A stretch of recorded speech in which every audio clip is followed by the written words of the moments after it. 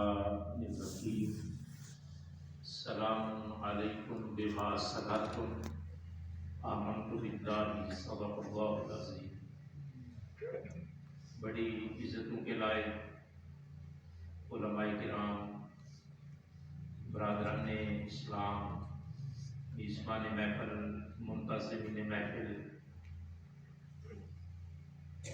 حمد باری تعالیٰ کے بعد ایک دو دفعہ حصول برکت کے لیے نبیوں کے تاجدار، امت کے غمگسار، انسانیت کے محسن، دانائے سبل، ختم الرسل، مولائے کل، ہادی برحق، احمد مجتبی جناب محمد صلی اللہ علیہ وآلہ وسلم کی بارگاہ میں درود و سلام۔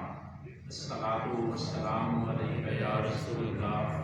کوئی زبان خاموش نہ رہے۔ الصلاۃ والسلام علیک یا حبیب اللہ وعلی آلک واصحابک یا حبیب اللہ۔ الصلاۃ والسلام علیک یا رحمۃ للعالمین وعلی آلک واصحابک یا شفیع المذنبین۔ الصلاۃ والسلام علیک یا ارحم الراحمین وعلی آلک واصحابک یا مراد المشتاقین۔ حاضرین محترم، انتہائی خلیق اور ملنسار، صوم و صلات کے پابند ڈاکٹر خادم حسین مرحوم، ان کی روح کو اِشارِ ثواب کرنے کے لیے یہ تقریب منعقد کی گئی ہے۔ خلوص دل سے دعائیہ کلمات پر آمین کہیں کہ اللہ تعالیٰ مرحوم کی بخشش فرمائے، آمین۔ اللہ تعالیٰ ان کے درجات میں بلندی عطا فرمائے، آمین۔ قبر آخرت کی منزلوں میں پہلی منزل ہے، اللہ تعالیٰ آپ کی دعاؤں کا صدقہ ان کے حال پر رحم فرمائے، آمین۔ آسانیاں عطا فرمائے، جوال رحمت میں جگہ عطا فرمائے، آمین ثم آمین۔ پسماندگان کو، اس خاندان کو پے در پے بڑے عظیم صدمے پیش آئے ہیں، اللہ تعالیٰ انہیں اس صبر پر جو انہوں نے کیا ہے اجر عظیم عطا فرمائے۔ مالک کا نظام ہے، یہ آنا جانا لگا ہوا ہے۔ تھوڑے سے وقت میں، کیونکہ میں نے چلے جانا ہے، ڈیوٹی سے آیا ہوں، ایک تعلق اس خاندان کے ساتھ کئی سالوں پر محیط تعلق ہے، اور بالخصوص ڈاکٹر صاحب کے ساتھ میں یہاں جمعہ پڑھاتا رہا ہوں 3.5 سال تک، تو ان کی محبت، ان کی چاہت، ان کا برتاؤ، ان کا رویہ، ان کا حسن سلوک، وہ ہے جو حدیث میں آتا ہے نا کہ 7 لوگ ایسے ہوں گے جنہیں اللہ اپنے عرش کے سائے کے نیچے جگہ عطا فرمائے گا۔ ان میں ایک آدمی وہ ہے کہ معلق بالمسجد، جو مسجد کے ساتھ جڑا رہتا ہے، مسجد کے ساتھ ایسوسیٹ رہتا ہے، منسلک رہتا ہے، وابستہ رہتا ہے۔ ایسے آدمی کو بھی اللہ قیامت والے دن اپنے عرش کے سائے کے نیچے جگہ عطا فرمائے گا۔ ڈاکٹر صاحب کو میں نے دیکھا ہے، اس میں کوئی خوشامد نہیں ہے، کوئی تعریف نہیں ہے، نہ ہی ہمارا یہ طرز ہے، نہ مشن ہے۔ جہاں میں جب یہاں جمعہ پڑھاتا تھا تو واحد آدمی تھے جن کی مسجد کے ساتھ دلچسپی، امام و خطیب کے ساتھ دلچسپی، مذہبی معاملات کے ساتھ دلچسپی، اس بات کی غماز تھی کہ ان کو دین سے بڑی دلچسپی ہے۔ اللہ تعالیٰ ان کی اس کاوش کو ان کے حق میں قبول فرمائے، آمین۔ آمین ثم آمین۔ صرف تھوڑی سی 2 باتیں میں عرض کروں گا، اچھا بڑی خوبصورت گفتگو کر رہے تھے، بس ایک تعلق کی بنیاد پر حاضری ضروری ہے۔ بچے ہمارے شاگرد ہیں، ہم نے بزرگوں کے ساتھ سروس کیا، ماسٹر احمد خان صاحب کے ساتھ، ایسا ایک تعلق ہے، تھوڑی سی حاضری بلا تمہید، کوئی لمبی چوڑی تمہید نہیں۔ حضور اپنے حجرے سے باہر نکلے، میں نے حدیث کا مفہوم شروع کر دیا ہے۔ آمینہ کے لال रहमत आलम, नूर मुजस्सम, शफी मुअज़्ज़म, नबी आखिरुज़्ज़मा, हसनैन के नाना, सैयदा के बाबा, आप अपने हुजरे से मस्जिद में तशरीफ लाए तो क्या देखा? बड़ी तवज्जो, क्या देखा कि एक आदमी मस्जिद नबवी के दरवाजे पर बैठा हुआ है। आप जरा तसव्वुर में जाएं, थोड़ा सा इरफान का जहान आबाद करें, इसको बस्ती की दुनिया में ढूंढ कर सोचे कि बंदा मस्जिद नबवी के दरवाजे पर बैठा है, अल्लाह के रसूल जलवागर हुए, आमिना के लाल तशरीफ फरमा हुए, पैगंबर रहमत जलवागर हुए।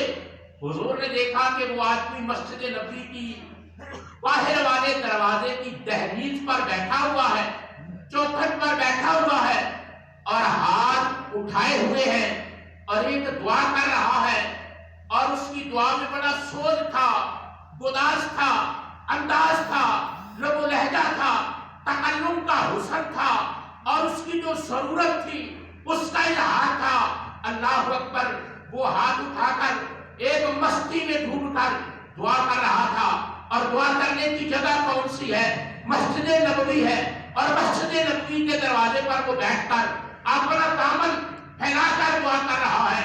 हुजूर आए, चुपके से खड़े हो गए, कोई खलल नहीं, कोई उसको सलाम नहीं किया, कोई उससे बात नहीं की, उसकी दुआ को सुनते रहे। उस आदमी ने 3 बार एक ही दुआ की। कितनी बार है? एक। इतनी तो आपको इजाजत है ना कि आप ये कह सके कि कितनी बार है? 3। चलो सुभान अल्लाह, मैं नहीं कहता, कम से कम ये तो कहें कि 3 बार उसने दुआ की, और एक ही दुआ की, तवज्जो, एक ही दुआ की, 3 बार की। 3 बार जब उसने दुआ की तो हुजूर सुन रहे थे। चौथी बार मुमकिन है वो करता जब 3 बार उसने एक ही दुआ की, और वो दुआ ये थी, अल्लाह मेरी उम्र में इजाफा कर, अल्लाह मेरे रिस्क में इजाफा कर, तवज्जो, मेरी उम्र में इजाफा कर, मेरे रिस्क में इजाफा कर।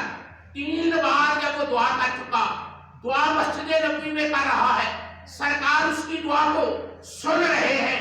जब 3 बार वो दुआ मुकम्मल कर चुका तो हुजूर ने फरमाया, ओ नादान, ओ नादान, ओ नादान, क्या कर रहा है? जैसे ही हुजूर की आवाज सुनी, हुजूर की अदाए तकल्लुम को सुना, हुजूर के लहजे ने कानों में रस खोला, वो शरीनी और हलावत कानों में उतरी, चुम्बस देकर खड़ा हुआ और अर्ज करने लगा, ऐ रहमत आलम आप। फरमाया, क्या मांग रहा था? ओ नादान, क्या सवाल कर रहा था? अल्लाह के रसूल उम्र में इजाफा मांग रहा था, रिस्क में इजाफा मांग रहा था। हुजूर ने फरमाया, भले ये दोनों चीजें तो अल्लाह ने माँ के पेट में लिख दी हैं। सुभान अल्लाह। रिस्क भी लिख दिया है, उम्र भी लिख दी है, माँ के पेट में लिख दिए, अभी बच्चा पैदा नहीं हुआ, उम्र लिख दी, रिस्क लिख दिया। अब तवज्जो, मैं आपकी तवज्जो चाहूंगा ताकि इबलाग हो सके। अल्लाह के रसूल, अच्छा तो फिर मुझे क्या मांगना चाहिए? वाह, सुभान अल्लाह। फिर मुझे क्या मांगना चाहिए? क्या मांगना चाहिए? देखो ना, फील नहीं किया, पता था मुअल्लिम इंसानियत है, कायनात के उस्ताद है, खुदा के फरिश्तादा पैगंबर है। अर्ज की, अल्लाह के रसूल फिर बताओ मुझे क्या मांगना चाहिए? अब हुजूर लब खोलने लगे हैं। क़यामत तक नूर, रोशनी, दानाई, फहम और जनाब हिकमत तकसीम करने लगे हैं। हुजूर ने फरमाया, सुनो, उम्र तो रब ने माँ के पेट में लिख दी, और रिज़्क़ तो खुदा ने माँ के पेट में लिख दिया। अपने रब से जब भी मांगो, अपने रब से जब भी मांगो, हाथ उठाओ, दामन फैलाओ, तो अल्लाह से उसकी बख्शिश मांगो। सुभान अल्लाह, सुभान अल्लाह, क्या सुभान अल्लाह, सुभान अल्लाह। और मैं ये कहूँ कि सनीयत से कहो कि सुभान अल्लाह का सवाब डॉक्टर खादिर हुसैन को पहुंचे। एक बार सारे मिलकर कहो सुभान अल्लाह, सुभान अल्लाह। और इस सुभान अल्लाह का सवाब डॉक्टर साहब को पहुंचे। तवज्जो करें, हुजूर ने फरमाया छापी मांगो, बख्शिश मांगो। मेरे भाइयों, हम यहाँ बख्शिश मांगने के लिए हाजिर हैं, मगफरत मांगने के लिए हाजिर हैं। जब सवाल किया जाता है बख्शिश का, जब सवाल किया जाता है मगफरत का, तो मेरे भाइयों, मेरे बुजुर्गों, मेरे दोस्तों, याद रखो, जिसे मगफरत मिल गई, जिसे बख्शिश मिल गई, उसका दीन भी संवर गया, उसकी दुनिया भी संवर गई। सुभान अल्लाह, सुभान अल्लाह। उसका दीन भी संवर गया और उसकी दुनिया भी सबर गए। एक हदीस में और अर्ज करके इजाजत ले लूंगा, बाद में आप खतीब साहब का खुतबा सुनेंगे, मजीद जारी रहेगा। मैं मुलाजिम आदमी हूँ, थोड़ा सा वक्त निकाल कर आया हूँ, एक हदीस अर्ज कर देता हूँ, और वो हदीस हदीस कुदसी है। हदीस हदीस कुदसी है। हदीस कुदसी वो होती है कि जिसमें मफहूम अल्लाह का होता है और अल्फाज रसूलुल्लाह सल्लल्लाहु अलैहि वसल्लम के होते हैं। यानी अल्लाह कोई मफहूम हुजूर के सीने पर मुंतकिल करता है, इल्का करता है, और उस मफहूम को जब बयान करते हैं तो हुजूर अपने रंग में, अपने ढंग में, अपने तरीके से, अपने सलीके से बयान फरमा देते हैं। उसको हदीस कुदसी कहते हैं।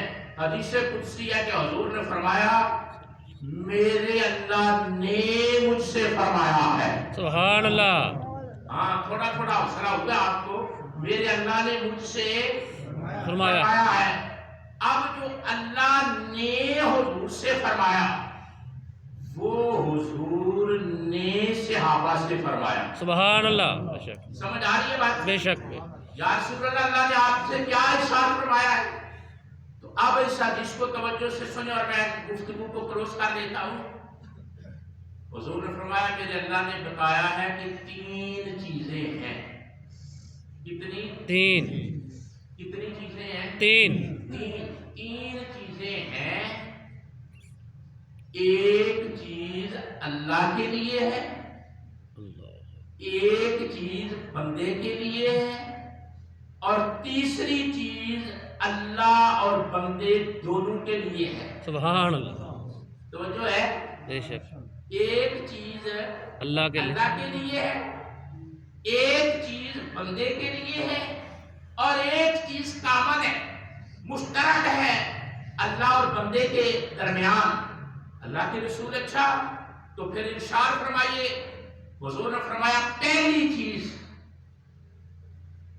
जो अल्लाह के लिए है वो है बंदगी। वाह, क्या वो क्या है? बंदगी।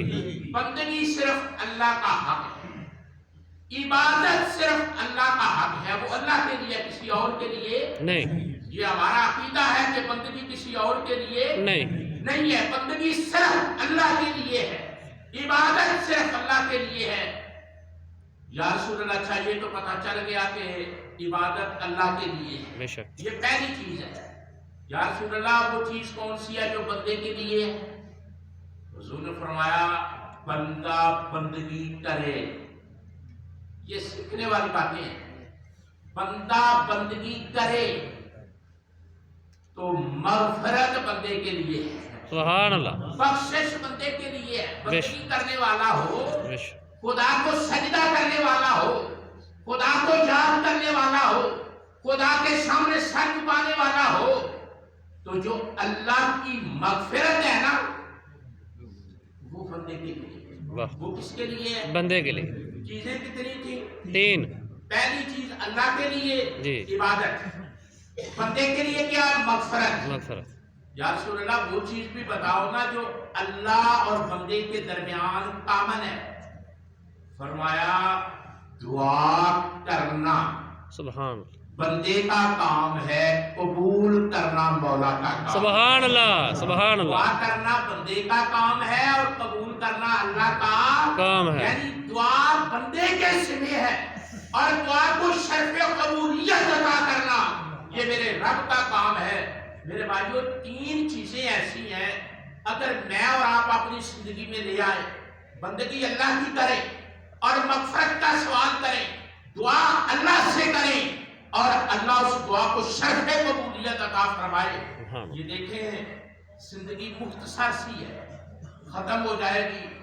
लेकिन आज अगर डॉक्टर साहब सोनो सलाद पे पाबंद थे तो हम यहाँ बैठकर, ये कोई इनकार नहीं, कर सकता कि वो नमाजी नहीं थे या वो मस्जिद से मोहब्बत नहीं करते थे।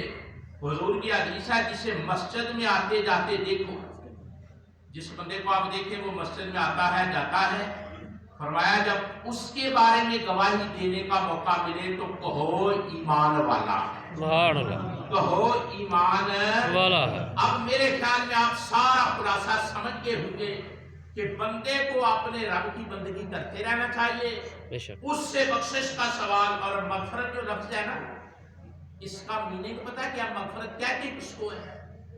मगफरत कहते हैं अल्लाह मेरे गुनाह मुआफ फरमा, मुआफ फरमा कर उन पर पर्दा भी डाल। सुभान अल्लाह। यानी सिर्फ मुआफी नहीं, गुनाहों को कवर भी कर, ये मगफरत है।